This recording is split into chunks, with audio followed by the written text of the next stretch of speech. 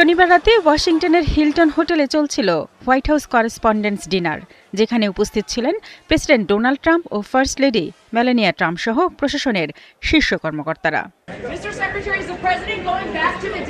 এ সময় হঠাৎ গুলির শব্দে আতঙ্ক ছড়িয়ে পড়ে। দ্রুত ঘটনাস্থলে পৌঁছে আইনশৃঙ্খলা বাহিনী পরিস্থিতি নিয়ন্ত্রণে আনে এবং সন্দেহভাজন এক ব্যক্তিকে আটক করে।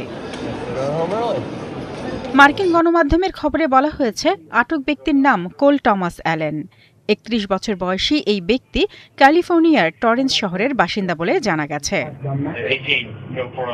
প্রতিবেদন অনুযায়ী টমাস অ্যালেন প্রকৌশল ও কম্পিউটার বিজ্ঞানে পড়াশোনা করেছেন। তিনি ২০১৭ সালে ক্যালিফোর্নিয়া ইনস্টিটিউট অব টেকনোলজি থেকে প্রকৌশলে স্নাতক ডিগ্রি অর্জন করেন এবং পরে ২০২৫ সালে কম্পিউটার বিজ্ঞানে স্নাতকোত্তর সম্পন্ন করেন।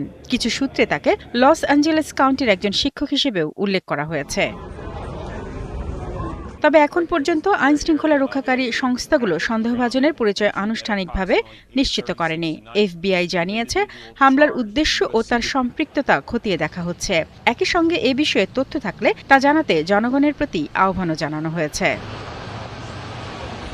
শারমিন স্বপ্না, ৭১।